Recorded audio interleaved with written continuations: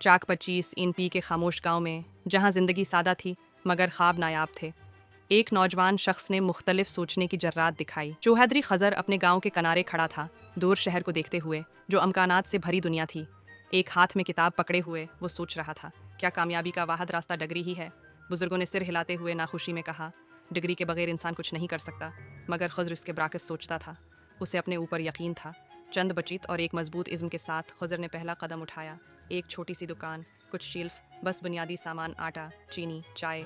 कुछ गांव वाले तजस्सुस से देख रहे थे तो कुछ शक में थे, मगर खुजर ने उन्हें मुस्कुराहट के साथ खुश आमदीद कहा और सामान को ध्यान से सजाया।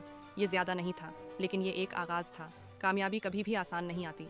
सुबह सवेरे जब पूरा गांव सो रहा था, खुजर शहर की तरफ रवाना हो गया, अपनी साइकिल पर भारी बैग लादे हुए।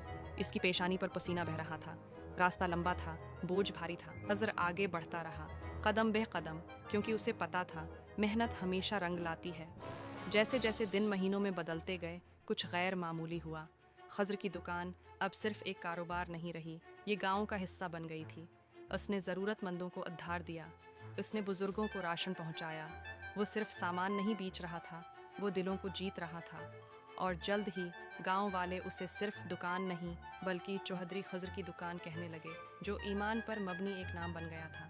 ईमान के साथ तरक्की आई, एक छोटी सी दुकान से सपर स्टोर तक, चमकते हुए साइन बोर्ड, एक साथ काम करने वाले मुलाजमीन, शेल्फ पर सजा हुआ सामान। जो आज चौधरी खजर अपनी सफ़र स्टोर के बाहर बैठा है, नौजवान ख्वाब देखने वालों से भरा हुआ।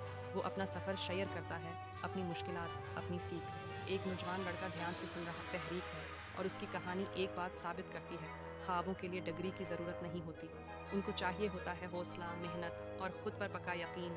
एक छोटी सी अब्तदा, एक बड़ा ख्वाब, एक जदोजहद की कहानी। ये है चौधरी खजर सफ़र स्टोर की कहानी। एक कहानी जो हमें सिखाती है, कामयाबी इस बात पर मुनहसर नहीं कि आप कहाँ से आए हैं, ये इस बात पर है कि आपके पास क्या है। मुनहसर है कि आप कहाँ जाने की हिम्मत रखते हैं।